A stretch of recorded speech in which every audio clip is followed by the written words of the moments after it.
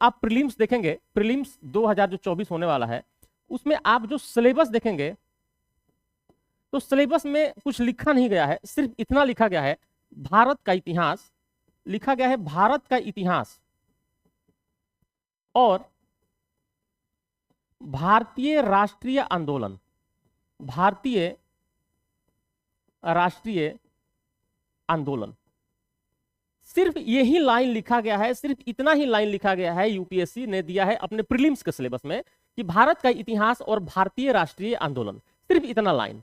अब इतना लाइन ही देखकर समझकर आपको पढ़ना है कि हमको इतिहास में क्या पढ़ना है, कैसे पढ़ना है। अब इतना लाइन पढ़कर नहीं समझ सकते, तब आपको एक ही आदमी बताने वाला है कि प्रीलिम्स में क्या पढ़े, क्या छोड़े, कैसे पढ़े, सिर्फ एक ही आदमी बताएगा। और वो कौन है? वो है previous year question, previous year question. जब प्रीवियस ईयर क्वेश्चन का आप एनालिसिस करेंगे तो आपको पता चलेगा कि हमको क्या पढ़ना है, क्या छोड़ना है, किस तरह से पढ़ना है, कितना पढ़ना है।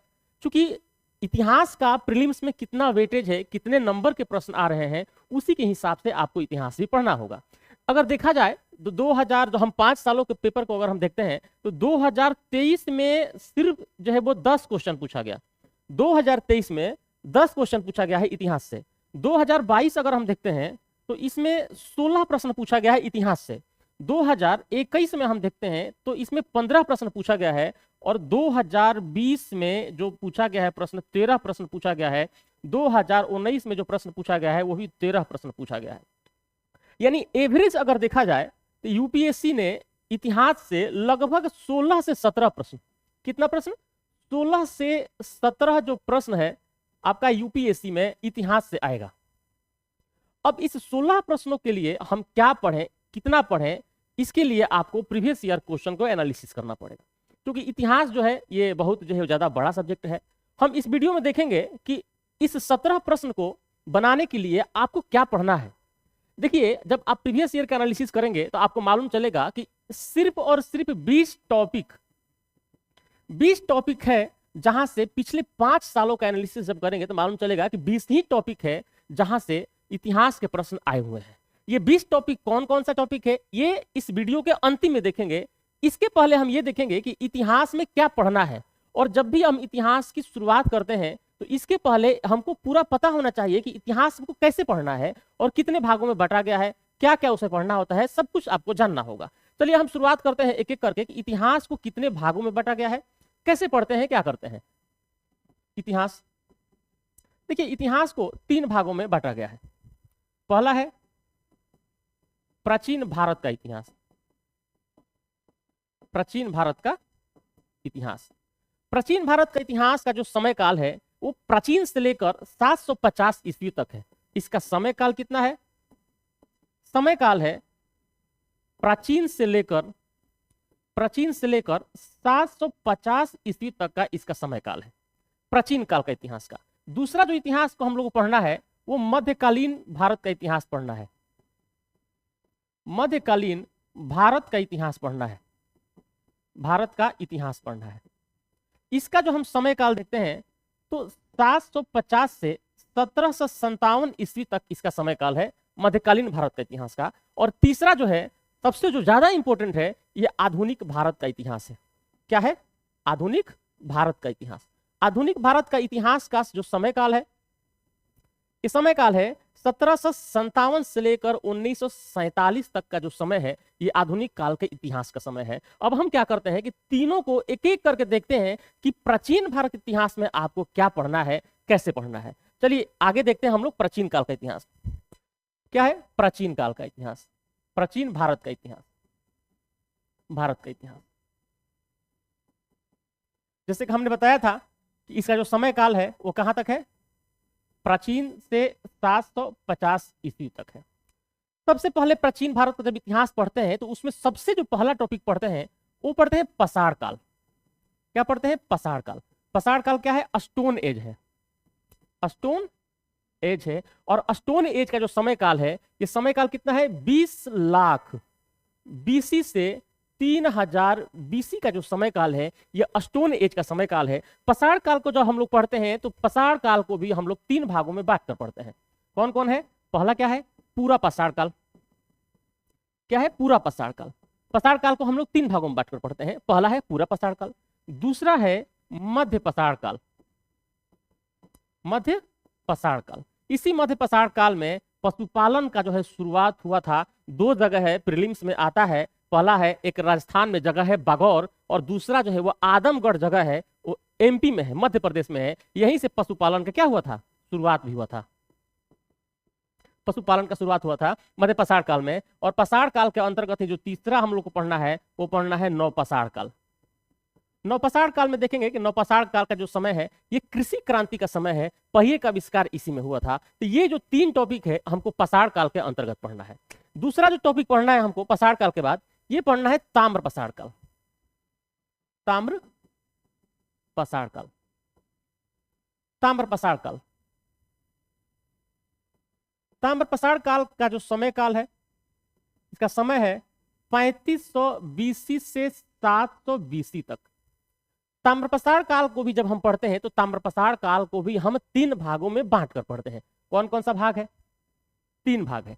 पहला भाग है हड़प्पा, हड़प्पा से पूर्व ग्रामीण संस्कृतियां, ग्रामीण संस्कृतियां, ये पहला भाग है। और इसका जो समय काल है, समय काल कितना है इसका? 3500 बीसी से 2600 बीसी का जो समय काल है यह हड़प्पा से पूर्व ग्रामीण संस्कृतियों का समय काल है। दूसरा जो पढ़ना है हमको ताम्रपाषाण काल के अंतर्गत, ये पढ़ना है हड़प्पा सभ्यता, हड़प्पा सभ्यता पढ़ना है। और हड़प्पा सभ्यता का जो समय काल है ये 2600 से 1900 बीसी का समय काल है। आप यदि कुछ इसमें अंतर देखेंगे तो आपको मालूम पड़ेगा कि यहां हमने लिखा है संस्कृतियां और यहां हमने लिखा है सभ्यता। तब ये आपके मन में प्रश्न आएगा कि संस्कृति और सभ्यता में क्या अंतर है। जब हम क्लास करेंगे तो ये भी हम जानेंगे कि संस्कृति और सभ्यता में क्या अंतर होता है। और तीसरा हम लोग देखते हैं कि हड़प्पा, हड़प्पा के बाद ग्रामीण संस्कृतियां, ग्रामीण संस्कृतियां, ये ताम्रपाषाण काल को 3 भागों में बांटकर पढ़ते हैं। और इसका जो समय काल है वो 2000 से 700 बीसी का समय काल है। ये हम लोग किसे पढ़ते हैं? ये ताम्रपाषाण काल के अंतर्गत हम लोग इसको 3 भागों में बांटकर पढ़ते हैं। हड़प्पा पूर्व ग्रामीण संस्कृतियां, हड़प्पा सभ्यता पढ़ेंगे, फिर पढ़ेंगे हड़प्पा के बाद जो है वो ग्रामीण संस्कृतियां पढ़ेंगे। और उसके बाद ये दूसरा नंबर था, इसके पहले हमने क्या लिखा था? पाषाण काल। तीसरा नंबर हम लोग क्या पढ़ते हैं? तीसरा नंबर हम लोग पढ़ते हैं वैदिक सभ्यता, वैदिक सभ्यता। वैदिक सभ्यता का जो समय काल है, समय काल कितना है? 1500 से 600 बीसी इसका समय काल है। और इसको भी हम लोग 2 भागों में बांटकर पढ़ते हैं। पहला भाग क्या है? ऋग्वैदिक काल, ऋग्वैदिक काल। वैदिक काल को हम लोग 2 भागों में बांटते हैं, ऋग्वैदिक काल। और दूसरा हम लोग बांटते हैं उत्तर वैदिक काल, उत्तर वैदिक काल। ऋग्वैदिक काल का जो समय होता है वो 1500 से 1000 बीसी का समय काल होता है। और उत्तर वैदिक काल का जो समय होता है वो 1000 बीसी से 600 बीसी का समय काल होता है। आपके मन में प्रश्न आ रहा होगा कि तब वैदिक काल को हम लोग बांट के ही क्यों पढ़ते हैं? देखिए, जब आप इतिहास का अध्ययन जब करते हैं तो उसमें मुख्य किन बातों का अध्ययन किया जाता है? आप किसी भी काल के इतिहास का अध्ययन कीजिए, किसी भी काल का, उसमें 4 ही बातों का अध्ययन करना होता है। क्या अध्ययन करना होता है कि इतिहास में जब हम लोग पढ़ते हैं तो देखते हैं कि इतिहास में उस काल का समाज कैसा है, उस काल का समाज कैसा है, उस काल की राजनीति कैसी है, उस काल की आर्थिक स्थिति कैसी है, आर्थिक स्थिति का अध्ययन करते हैं, उस काल की संस्कृति का अध्ययन करते हैं, धर्म का अध्ययन करते हैं, इसका 4 ही चीज का अध्ययन करते हैं। तो इसी तरह से जब हम लोग ऋग्वैदिक काल को देखेंगे तो ऋग्वैदिक काल का समाज, राजनीति, आर्थिक स्थिति, उसकी संस्कृति, ये उत्तर वैदिक काल से अलग हो जाते हैं। इसीलिए इसको हम लोग 2 भागों में बांटकर अध्ययन करते हैं। तो हमने कहा कि तीसरा हम लोगों ने देख लिया वैदिक काल, और वैदिक काल को 2 भागों में बांटकर अध्ययन करते हैं, ऋग्वैदिक काल और उत्तर वैदिक काल। और चौथा नंबर हमको जो टॉपिक पढ़ना है, ये टॉपिक क्या पढ़ना है? चौथा नंबर, इसको कहते हैं पूर्व मौर्य काल, पूर्व मौर्य काल। और इसका एक और नाम है, इसको बोलते हैं महाजनपद का काल। क्या बोलते हैं? महाजनपद का काल, काल। और एक नाम से इसको और जाना जाता है बुध का काल। क्या बोलते हैं? बुध का काल। देखिए, इसके नाम से स्पष्ट है पूर्व मौर्य काल। मतलब मौर्य काल के जब शुरुआत हुई उसके पहले का काल, और इसमें 3 वंश का हम लोग अध्ययन करते हैं, आपको पता भी होगा। पहला है हर्यक वंश, हर्यक वंश मौर्य काल के पहले था। दूसरा हम लोग अध्ययन करते हैं शिशुनाग वंश, शिशुनाग वंश का अध्ययन करते हैं। और तीसरा हम लोग नंद वंश का अध्ययन करते हैं। आप सबको पता भी होगा कि नंद वंश का जो अंतिम शासक था घनानंद था, उसी को चंद्रगुप्त मौर्य ने मारकर आगे जो है वो चंद्रगुप्त मौर्य वंश की स्थापना किया था। और आपको ये भी बता दें, बहुत ज्यादा इंपॉर्टेंट है, इसी जो है वो जो नंद वंश का जो अंतिम शासक था जो घनानंद था, इसी के समय काल में सिकंदर ने जो है क्या किया था, आक्रमण किया था। ये हो गया चौथा नंबर टॉपिक हो गया। उसके बाद हम लोग देखते हैं 5वां नंबर टॉपिक। 5वां जो टॉपिक है, पूर्व मौर्य काल के बाद देखते हैं हम लोग मौर्य काल, मौर्य काल देखते हैं। हाँ, पूर्व मौर्य काल जो है, इसका जो समय काल है, इसका समय काल कितना है, 600 बीसी से 323 बीसी का जो समय काल है, ये पूर्व मौर्य काल का समय काल है। और उसके बाद देखते हैं हम लोग मौर्य काल, और मौर्य काल का जो समय काल है ये 323 बीसी से 185 बीसी का जो समय काल है, ये मौर्य काल का समय काल है। उसके बाद 6वां नंबर जो हमारा टॉपिक प्राचीन काल का है, उसमें देखते हैं मौर्योत्तर काल, मौर्योत्तर काल है। और मौर्योत्तर काल का जो समय काल है ये कितना है, 200 बीसी से 300 एडी। देखिए जरा ध्यान देना है, अगर यहाँ पे हमने लिखा है 200 बीसी, यहाँ पे लिखा है 300 एडी, इसका मतलब हुआ कि इन दोनों के जो बीच का गैप कितना साल का हो गया, 500 ईयर्स का, यहाँ 500 साल का दोनों के बीच क्या हो गया, गैप हो गया। और 7वां नंबर हमको क्या पढ़ना है, मौर्योत्तर के बाद क्या आता है, गुप्त काल, गुप्त काल। और गुप्त काल का जो समय होता है वो कितना होता है, 319 एडी से 550 एडी का जो समय होता है, ये गुप्त काल का समय होता है। और इसका अंतिम जो टॉपिक है वो है गुप्तोत्तर काल, गुप्तोत्तर काल। और इसका जो समय काल है वो 550 एडी से 750 एडी का जो समय काल है, ये गुप्तोत्तर का शासक का जो समय काल है। तो प्राचीन काल का जब हम अध्ययन करते हैं तो इन्हीं जो है वो 7 टॉपिक का अध्ययन करते हैं। हमने क्या बताया था कि पहला हम लोग पढ़ेंगे पाषाण काल, दूसरा हम लोग पढ़ेंगे ताम्र पाषाण काल, और ताम्र पाषाण काल के अंतर्गत जो है वो 3 भागों में हमने बांट के देखा है। हड़प्पा से पूर्व ग्रामीण संस्कृतियां, हड़प्पा सभ्यता, हड़प्पा के बाद ग्रामीण संस्कृतियां। उसके बाद हमने वैदिक सभ्यता देखा है। वैदिक सभ्यता को भी हम लोग 2 भागों में बांट कर पढ़ते हैं, ऋग वैदिक काल होता है और उत्तर वैदिक काल होता है। और चौथा नंबर हमने कहा कि जो है वो पूर्व मौर्य काल देखते हैं, इसी को महाजनपद का काल भी कहा जाता है, और इसी को जो है वो बुद्ध का काल भी कहा जाता है। और 5वां नंबर हमने कहा था क्या, मौर्य काल पढ़ेंगे, फिर मौर्योत्तर पढ़ेंगे, फिर गुप्त पढ़ेंगे, फिर गुप्तोत्तर पढ़ेंगे। तो प्राचीन काल के अंतर्गत जो है यही हम लोग टॉपिक पढ़ते हैं। तो पूरा प्राचीन हो गया। फिर हम देखते हैं कि जब प्राचीन काल खत्म हो गया तो दूसरा नंबर हमने क्या लिखा था, मध्यकाल, मध्यकालीन भारत का इतिहास, मध्यकालीन भारत का इतिहास। मध्यकालीन भारत का इतिहास का जो समय काल हमने लिखा था, कितना लिखा था, 750 से 1757 ईस्वी, ये इसका समय काल है। जब मध्यकालीन भारत को हम लोग पढ़ते हैं तो मध्यकालीन भारत को हम लोग 3 भागों में बांट कर पढ़ते हैं। कौन कौन सा भाग है देखते हैं, 3 भागों में इसको बांट कर पढ़ते हैं। पहला है पूर्व मध्यकाल, पूर्व मध्यकाल। इसका मतलब हुआ कि मध्यकाल के शुरुआत से जो पहले का समय काल है उस काल को कहते हैं पूर्व मध्यकाल। और इसका जो समय काल है वो 750 से 1206 ईस्वी का समय काल है।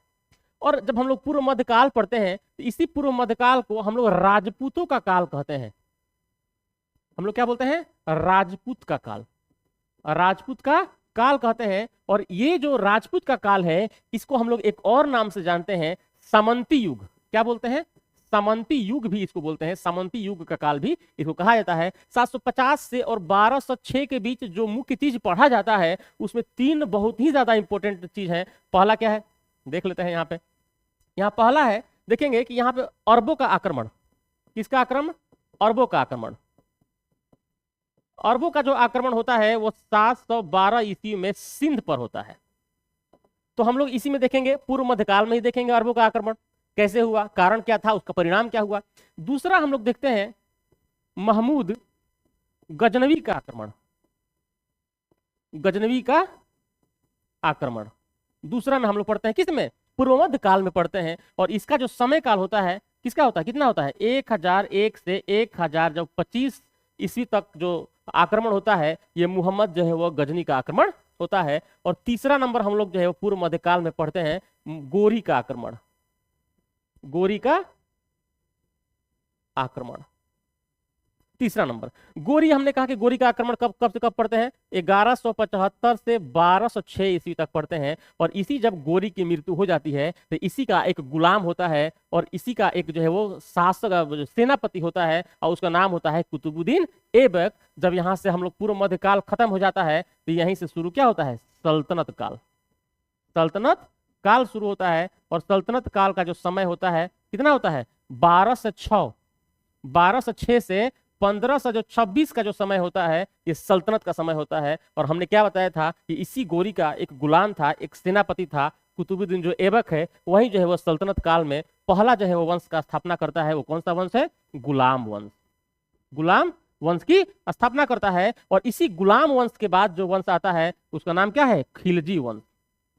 खिलजी वंश। और खिलजी वंश के बाद जो वंश आता है उसका नाम क्या है? तुगलक वंश। क्या नाम है? तुगलक वंश। तुगलक वंश। और उसके बाद क्या है? सैयद वंश। सैयद वंश। ये आप एक क्रम याद रखिएगा। इसके बाद अंतिम में है लोदी वंश। इस यही जो है वो जो 5 जो वंश है इसको सल्तनत काल के अंतर्गत पढ़ा जाता है। अब आपका काम है कि प्रीवियस ईयर क्वेश्चन का एनालिसिस कीजिए और एनालिसिस करने के बाद ये देखिए कि कौन सा जो वंश है यूपीएससी उसको सबसे ज्यादा प्यार करता है और सबसे ज्यादा उसको पूछता है। ये आपका काम है कि प्रीवियस ईयर क्वेश्चन का एनालिसिस कीजिए और इसको जानिए। तो सल्तनत काल हमारा हो गया और सल्तनत काल के बाद हम लोग पढ़ते हैं मुगल काल। मुगल काल। सल्तनत के बाद क्या पढ़ते हैं? मुगल काल पढ़ते हैं। और मुगल काल का जो समय होता है कितना होता है? 1526 से 1757 का जो समय होता है ये मुगल काल का समय होता है। और इसके अंतर्गत जो है वो 4-5 जो शासक हैं, बहादुर लोग है ना, इनका नाम क्या है? बाबर। बाबर का जो युद्ध है, बाबर का जो युद्ध है आप इसको देख लीजिएगा। बाबर का युद्ध कौन कौन है? और बाबर के बाद देखते हैं हुमायूं को पढ़ते हैं। हुमायूं के साथ एक और आदमी का नाम है, बहुत ही प्रचलित नाम है, शेर शाह। शेर शाह को भी यहाँ पे जब भी आप हुमायूं पढ़िए यहीं पे बगल में शेर शाह को भी पढ़ लीजिए, क्योंकि इनके बीच जो है वो युद्ध लगातार होता रहता है। हुमायूं के बाद आप यहाँ पे देख लीजिए अकबर पढ़ना है। और अकबर के बाद आप लोग क्या पढ़ना है? जहांगीर पढ़ना है। जहांगीर पढ़ना है इसमें। फिर शाहजहां पढ़ना है। शाहजहां पढ़ना है। फिर आपको औरंगजेब पढ़ना है। औरंगजेब पढ़ना है। और औरंगजेब के बाद बहादुर शाह को पढ़ना है।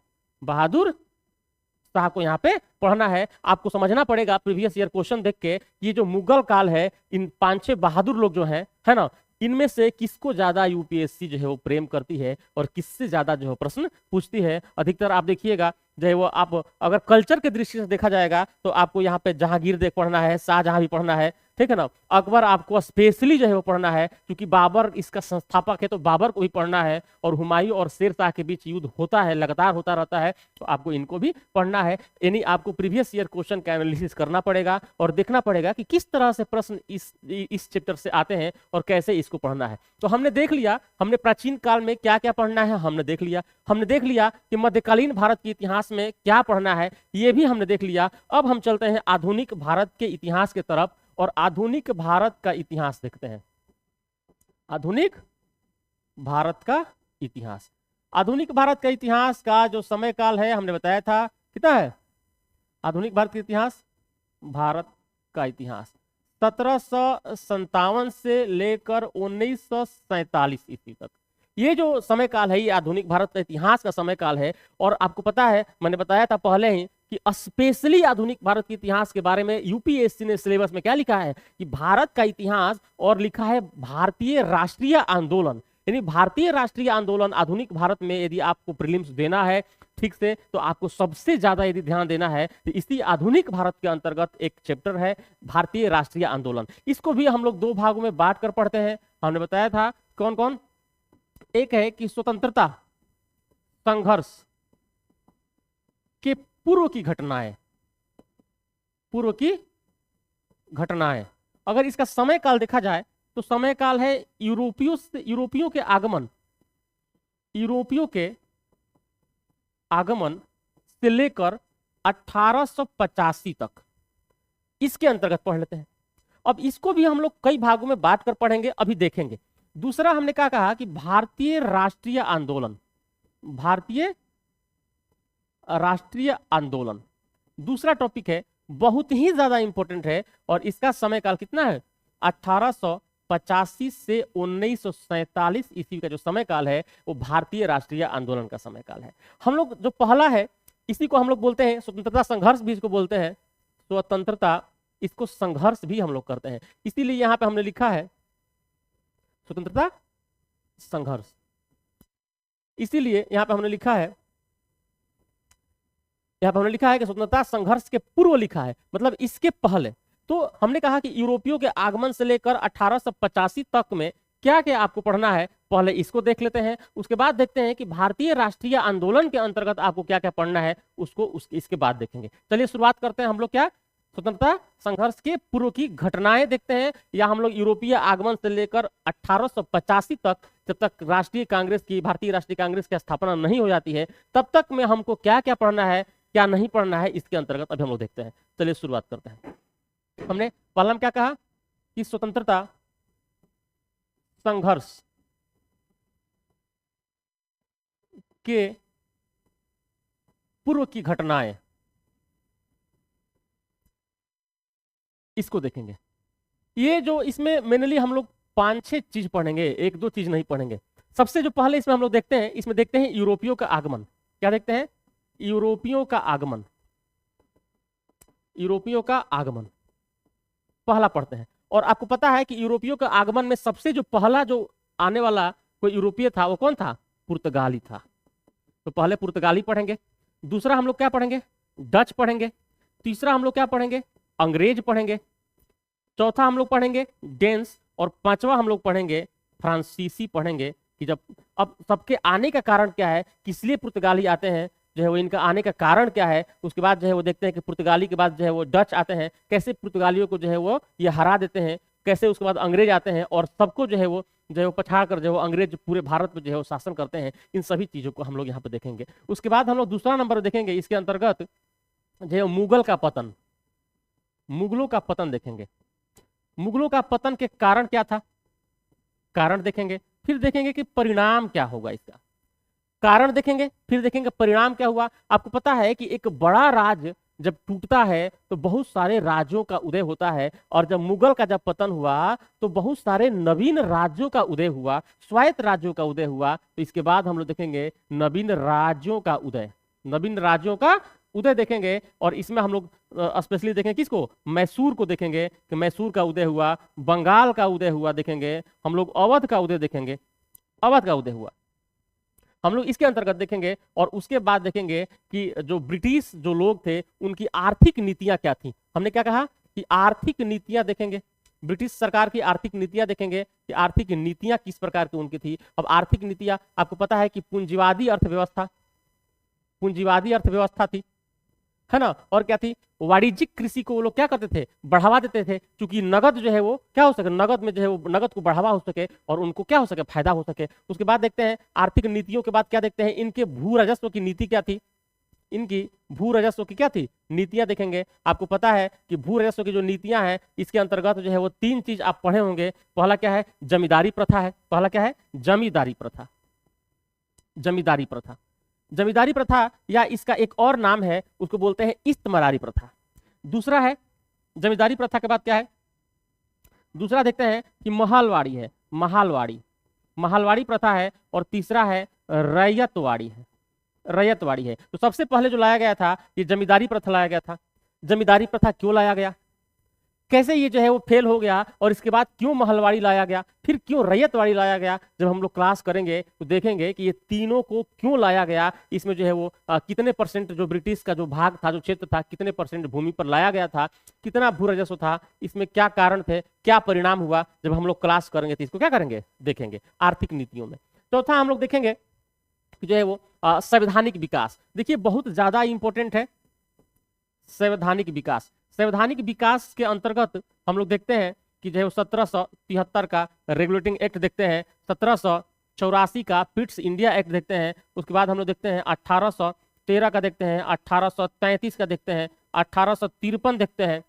आपको एनालिसिस करना होगा कि कौन इसमें सबसे ज्यादा क्या है, इंपॉर्टेंट है। 1813 है, 1833 है, 1858 है, 1919 है, 1935 है, 1947 है। सबका हम लोग क्या करेंगे, बारी बारी से अध्ययन करेंगे इसके अंतर्गत। उसके बाद हम लोग देखेंगे धार्मिक सुधार आंदोलन बहुत ही ज्यादा इंपॉर्टेंट है, हमेशा प्रश्न आता है। प्रश्न क्या है? धार्मिक सुधार आंदोलन। धार्मिक सुधार आंदोलन, धार्मिक सुधार आंदोलन देखेंगे कि धार्मिक सुधार आंदोलन आखिर है क्या और धार्मिक सुधार आंदोलन क्यों हो रहा है।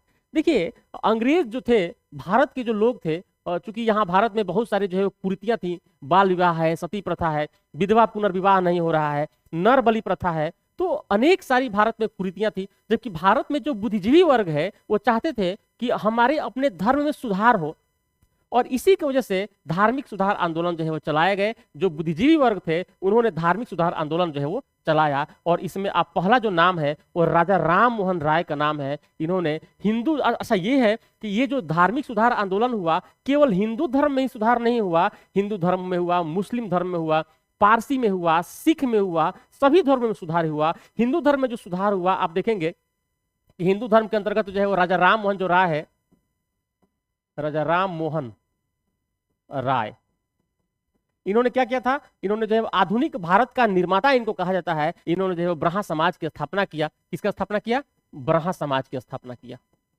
अब देखेंगे, हम लोग पढ़ेंगे कि ब्रहा समाज क्या था, ब्रहा समाज के उद्देश्य क्या था, क्यों राजा राम मोहन राय इसकी स्थापना किए हैं, ब्रहा समाज राजा राम मोहन राय के बाद जो है वो कौन चला रहा है, सभी चीज आगे हम लोग पढ़ेंगे। इसके बाद देखेंगे कि प्रार्थना समाज की स्थापना हो रहा है, प्रार्थना समाज की स्थापना हो रहा है। प्रार्थना समाज के हम लोग बात देखेंगे, थियोसॉफिकल सोसाइटी की स्थापना हो रहा है, रामकृष्ण मिशन की स्थापना हो रहा है। ये जो भी चीजें हो रही हैं ये धार्मिक सुधार आंदोलन के अंतर्गत पढ़ेंगे। ये हिंदू धर्म में सुधार के लिए जो है वो इसकी स्थापना किया जा रहा है। फिर हम लोग इसके बाद देखेंगे मुस्लिम धर्म में सुधार आंदोलन। आपको पता है कि अलीगढ़ आंदोलन हुआ था, देवबंद आंदोलन हुआ था। हमने क्या कहा कि मुस्लिम सुधार आंदोलन, मुस्लिम धर्म सुधार आंदोलन। इसके अंतर्गत हम लोग तीन चीज पढ़ेंगे। क्या क्या पढ़ेंगे? पहला है अलीगढ़ आंदोलन, अलीगढ़ आंदोलन देखेंगे कि अलीगढ़ आंदोलन जो है वो क्या है। उसके बाद देखेंगे हम लोग देवबंद आंदोलन। क्या देखेंगे? देवबंद। अलीगढ़ के बाद देखेंगे देवबंद आंदोलन देखेंगे। उसके बाद देखेंगे अहमदिया, अहमदिया आंदोलन देखेंगे। ये जो है मुस्लिम सुधार के लिए जो है वो लाया गया आंदोलन था। और उसके बाद देखेंगे पारसी सुधार आंदोलन, पारसियों में सुधार के लिए एक रहनुमाय सभा है, रहनुमाय सभा है, उसकी स्थापना की गई थी। सिख में देखेंगे नामधारी आंदोलन जो है वो लाया गया था सिख धर्म में सुधार के लिए। तो हम लोग धार्मिक सुधार आंदोलन को बढ़िया से पढ़ेंगे जब हम लोग क्लास करेंगे। तो ये जो हम लोग अभी पढ़ रहे थे ये भारतीय राष्ट्रीय आंदोलन के पहले हमको पढ़ना है। अब हम लोग देखते हैं कि भारतीय राष्ट्रीय आंदोलन में क्या पढ़ना है।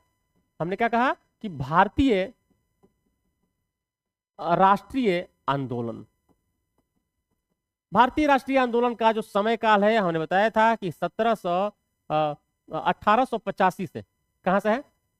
भारतीय राष्ट्रीय आंदोलन 1885 से 1947 तक, यह है हमारा भारतीय राष्ट्रीय आंदोलन है।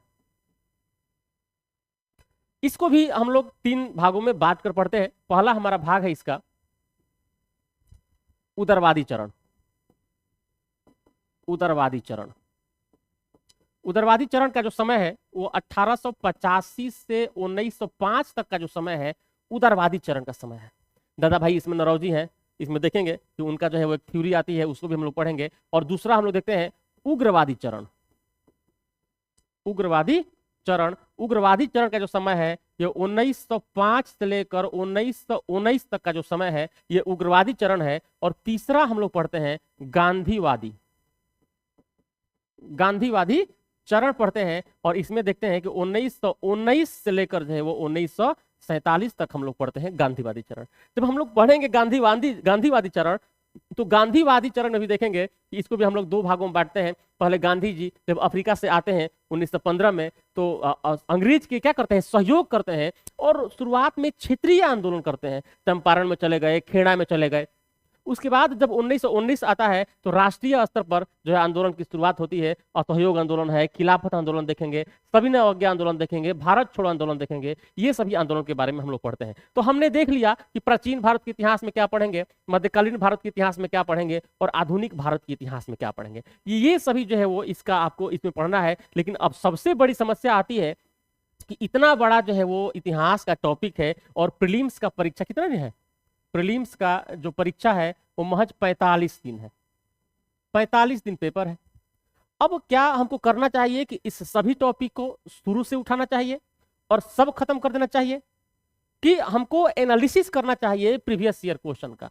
आपको प्रीवियस ईयर क्वेश्चन का एनालिसिस करना है और उसके अनुसार देखना है कि हमको इन 45 दिनों में क्या पढ़ना है। तो हमने कहा था कि वीडियो के अंतिम में हम देखेंगे कि किस टॉपिक से कितने प्रश्न आए हैं। महज 20 टॉपिक है, 20 टॉपिक हमने निकाला है और इसी 20 टॉपिक से पिछले 5 सालों में इतिहास के प्रश्न आए हैं। देखते हैं ये 20 टॉपिक कौन कौन सा है, देखते हैं ये 20 टॉपिक हमारा कौन कौन सा है। चलिए एक एक करके हम लोग देखते हैं। यही जो 20 टॉपिक आपको है, हमने कहा कि 20 टॉपिक देखेंगे और हमने 5 साल का, हमने क्या किया है, 5 साल का एनालिसिस किया है कि 5 साल में इतिहास से कितने प्रश्न किस टॉपिक से आए हैं, इसी को हम लोग देखेंगे। ये बहुत ज्यादा इंपॉर्टेंट है क्योंकि इतिहास का सब्जेक्ट बहुत बड़ा है, आप कितना पढ़ेंगे, है ना। तो 45 दिन है, इसी 20 टॉपिक को अगर आपको शुरुआत करना है तो आप सबसे पहले इसी 20 टॉपिक को कवर करेंगे, देखेंगे, पढ़ेंगे, प्रीवियस ईयर क्वेश्चन देंगे, एनालिसिस करेंगे कि कहां से प्रश्न आ रहे हैं। चलिए एक एक करके देखते हैं। पहला जो टॉपिक है इसका नाम है कि प्राचीन भारत के इतिहास के स्रोत। क्या है? प्राचीन भारत के इतिहास के स्रोत एवं प्रागैतिहासिक काल। प्रागैतिहासिक काल, इससे 5 सालों में 4 प्रश्न आए हैं। इसका मतलब हुआ कि आपको प्राचीन भारत के इतिहास के जानने के लिए जो स्रोत हैं, चाणक्य की जो किताब हो गई या और कोई स्रोत हो गया, वो हर साल पूछे जा रहे हैं। आपको स्रोत वाला ठीक से देख के जाना है। हम जब क्लास करेंगे, आगे जब क्लास करते होगा तो इन्हीं 20 टॉपिक पे हमारा सबसे ज्यादा ध्यान रहेगा, क्योंकि ये जो क्लास जो हो रहा है ये यूपीएससी प्रीलिम्स के लिए स्पेशली जो है किया जा रहा है, कराया जा रहा है। दूसरा नंबर हमारा टॉपिक है, हम लोग देखेंगे सिंधु घाटी सभ्यता। सिंधु घाटी सभ्यता, सिंधु घाटी सभ्यता से पिछले 5 सालों में 1 प्रश्न आया है। इसका मतलब ये नहीं हुआ कि सिंधु घाटी सभ्यता को आप कम पढ़िएगा, ऐसा नहीं है। जो टॉपिक 20 टॉपिक आया है, इस टॉपिक को भरपूर पढ़ के जाना है, बढ़िया से पढ़ के जाना है। और तीसरा नंबर हमारा टॉपिक है वैदिक सभ्यता। तीसरा नंबर टॉपिक क्या है? वैदिक सभ्यता। वैदिक सभ्यता से जो प्रश्न आए हैं, 1 प्रश्न आए हैं पिछले 5 सालों में। और चौथा नंबर हमारा टॉपिक है बौद्ध धर्म। बौद्ध धर्म, और यहीं पे हम कर दे रहे हैं जैन धर्म। बौद्ध धर्म और जैन धर्म से पिछले जो है वो 5 सालों में 2 प्रश्न आए हुए हैं, सिर्फ 2 प्रश्न आए हुए हैं। लेकिन बौद्ध धर्म और जैन धर्म बढ़िया से पढ़ के जाना है। हर साल प्रश्न आते हैं, बहुत ही इंपॉर्टेंट टॉपिक है, इसको छोड़कर नहीं जाना है। उसके बाद हम लोग देखते हैं 5वां नंबर मौर्य साम्राज्य। मौर्य साम्राज्य, मौर्य साम्राज्य से पिछले 5 सालों में 4 प्रश्न आए हुए हैं, तो इसको बढ़िया से आपको देख के जाना है। मौर्य के बाद हम लोग देखते हैं 5वां नंबर। 5वां नंबर देखते हैं मर्योत्तर। मर्योत्तर से प्रश्न नहीं आया हुआ है, गुप्त से आया हुआ है, तो हम लोग देखते हैं गुप्त साम्राज्य। गुप्त साम्राज्य देखते हैं, गुप्त साम्राज्य। गुप्त साम्राज्य से पिछले 5 सालों में 3 प्रश्न आए हुए हैं, 3 प्रश्न आए हुए हैं। उसके बाद देखते हैं हम 6वां नंबर। 6वां नंबर देखते हैं गुप्तोत्तर। गुप्तोत्तर और प्लस में पूर्व मध्यकाल, यानी गुप्तोत्तर और पूर्व मध्यकाल से 6 प्रश्न आए हुए हैं। ये लगभग हर साल यहां से प्रश्न पूछे जाते हैं, तो आपको यहां पे ध्यान देने की जरूरत है। और 7वां नंबर हम लोग देखते हैं संगम काल। संगम काल, और संगम काल से भी 3 प्रश्न आए हुए हैं। और 8वां नंबर हम देखते हैं सल्तनत काल। सल्तनत काल से कितने प्रश्न आए हुए हैं? सल्तनत, सल्तनत से जो है वो 6 प्रश्न है। पिछले 5 सालों में सल्तनत से 6 प्रश्न आए हुए हैं, तो आपको यहां से देख के जाना है। एक भी जो है वो टॉपिक छोड़ना नहीं है, तभी आपका प्रीलिम्स अच्छा होगा। और 9वां नंबर हम लोग प्रश्न देखते हैं सल्तनत के बाद देखते हैं सूफी एवं भक्ति आंदोलन। क्या देखते हैं? सूफी एवं भक्ति आंदोलन देखते हैं। सूफी एवं भक्ति आंदोलन, यहां से जो प्रश्न पूछे गए हैं पिछले 5 सालों में 2 प्रश्न पूछे गए हैं। उसके बाद देखते हैं 10वां नंबर हम लोग देखते हैं मुगल, मुगल काल। मुगल काल से भी पिछले 5 सालों में 5 प्रश्न पूछे गए हैं। पिछले 5 सालों में मुगल काल से 5 प्रश्न पूछे गए हैं। उसके बाद देखते हैं हम लोग नए राज्यों की स्थापना। हमने अभी आधुनिक भारत में देखा था नए राज्यों की स्थापना। नए राज्यों की स्थापना से 2 प्रश्न पूछे गए हैं। जो बंगाल है, जो मैसूर है, जो अवध है, ये जो नए राज्यों का स्थापना और भी कोई नए राज्य की जो स्थापना हो रहा है, यहाँ से जो है वो 2 प्रश्न पूछे गए हैं। अब आते हैं हम लोग 12वां टॉपिक है, और 12वां टॉपिक है हमारा यूरोपियों का आगमन। 12वां टॉपिक क्या है? भारत में यूरोपियों का आगमन। यूरोपियों का आगमन हमारा जो 12वां टॉपिक है वो भारत में यूरोपियों का आगमन है, और यहां से 2 प्रश्न पूछे गए हैं। देखिए, जब आधुनिक भारत की जब हम लोग शुरुआत करते हैं तो हमारा सबसे ज्यादा जो इंपॉर्टेंट टॉपिक होता है ये भारत में यूरोपियों का आगमन ही होता है, इसलिए कि पूरा आधुनिक भारत का जो बेस है ये यहीं पे टिका हुआ है कि पहले कौन आ रहा है, कैसे आ रहा है, किस कारण से आ रहा है। तो इसको भले प्रश्नों की संख्या कम है, लेकिन आपको इसको ठीक से पढ़ना पड़ेगा, तभी आपको आधुनिक भारत का इतिहास ठीक से समझ में आएगा। अगला देखते हैं, ब्रिटिश की आर्थिक नीतियां देखते हैं। ब्रिटिश शासकों की आर्थिक नीतियां। आर्थिक नीतियां, ब्रिटिश शासकों की आर्थिक जो नीतियां हैं, यहां से जो प्रश्न पूछे गए हैं ये 2 प्रश्न यहां से भी पूछे गए हैं। 14 नंबर देखते हैं कि और कौन सा टॉपिक है जहां से यूपीएससी ने प्रीलिम्स में प्रश्न पूछा है। प्रमुख विद्रोह है। क्या है? प्रमुख विद्रोह। जब हम लोग विद्रोह पढ़ेंगे तो इसको भी 3 भागों में बांट कर पढ़ेंगे। जनजातीय विद्रोह देखेंगे कि जनजातीय विद्रोह क्या है, हो गया, मुंडा विद्रोह हो गया, संथाल विद्रोह हो गया, भील विद्रोह हो गया। तो ये सब जो हम लोग विद्रोह देखेंगे जनजातीय विद्रोह में देखेंगे। फिर देखिए एक है किसान विद्रोह। आप नील विद्रोह का नाम से जानते हैं कि नील विद्रोह कितना फेमस है, बंगाल से संबंधित है। यूपीएससी ने लगातार इससे प्रश्न भी कई बार ये आया हुआ है। उसके बाद इसके अंतर्गत देखेंगे नागरिक विद्रोह। तो ये जो विद्रोह से प्रश्न आए हुए हैं पिछले 5 सालों में एक प्रश्न जो है वो इससे आया हुआ है। और हम लोग आगे देखते हैं कि सामाजिक धार्मिक आंदोलन। क्या देखेंगे? सामाजिक धार्मिक आंदोलन। यहां से जो प्रश्नों की जो संख्या है, जो पिछले 5 सालों में प्रश्न, यहां से भी 2 प्रश्न आए हुए हैं। उसके बाद देखेंगे कि भारत में राजनीतिक चेतना का विकास। अगला जो है 16 नंबर है, देखेंगे कि भारत में राजनीतिक चेतना का विकास। चेतना का विकास। और यहां से जो प्रश्न आए हुए हैं, यहां से भी 2 प्रश्न आए हुए हैं। यहां से भी 2 प्रश्न आए हुए हैं। और इसके बाद 17 नंबर जो हम लोग टॉपिक देखेंगे, ये देखेंगे कि राष्ट्रीय आंदोलन। राष्ट्रीय आंदोलन। अगर आप लोग ये पूरा जो 20 टॉपिक है, इस 20 टॉपिक में सबसे यदि आपको पहले पढ़ना है तो यही देखना है राष्ट्रीय आंदोलन 1885 से 1947 तक का जो समय है ना, ये बहुत ज्यादा इंपॉर्टेंट है। और यहां से 13 से 14 प्रश्न पूछे गए हैं। पिछले 5 सालों में 13 से 14 प्रश्न सिर्फ भारतीय राष्ट्रीय आंदोलन से पूछे गए हैं। इसका मतलब ये जो टॉपिक है आपको बहुत ज्यादा इंपॉर्टेंट है, एक भी चीज नहीं छोड़ना है, सब रट जाना है। सुबह उठिए 3 से 5 बजे तक इसी को रटिए बैठ के, है ना। उसके बाद देखते हैं हम लोग 18 नंबर देखते हैं कि भारतीय गवर्नर। भारत में गवर्नर जनरल देखते हैं। भारत के गवर्नर जनरल देखते हैं। भारत के गवर्नर जनरल प्लस में वायसराय। वायसराय। यहां से भी जो प्रश्नों की संख्या है, 1 प्रश्न आए हुए हैं। और अंतिम में जो सबसे अंतिम है, हम लोग 19 नंबर टॉपिक है, ये है भारत में संवैधानिक विकास है। इससे भी जो है वो 4 प्रश्न आए हुए हैं भारत में संवैधानिक विकास से लेकर। यानी संवैधानिक विकास में आपको प्रीवियस ईयर प्रश्न देखना है और एनालिसिस करना है कि सबसे अधिक जो है वो कौन सा पूछा जा रहा है। तो यही हम लोगों का आज का क्लास है। पूरा जो हमने आपको बताया इसमें है कि इतिहास के जो 19-20 टॉपिक है, इस 19-20 टॉपिक में किस टॉपिक से कितने प्रश्न आए हैं आप देख लीजिएगा। कौन टॉपिक ज्यादा इंपॉर्टेंट है? सबसे ज्यादा इंपॉर्टेंट आपको भारतीय राष्ट्रीय जो आंदोलन है, ये आपको ज्यादातर देख के जाना है। तो हमारा आज का क्लास यहीं तक है। हम लोग जो आगे क्लास करेंगे, हम लोग देखेंगे कि यूपीएससी 45 दिन में इन सभी टॉपिक को ऐसा जो है वो पढ़ा जाएगा क्योंकि वो एकदम प्रीलिम ओरिएंटेड हो। और आगे चल के हमको ये भी बताएंगे कि कैसे जो है प्रश्न का एलिमिनेशन करना है, ये आपको हम सिखाएंगे। तो मिलते हैं अगले वीडियो में।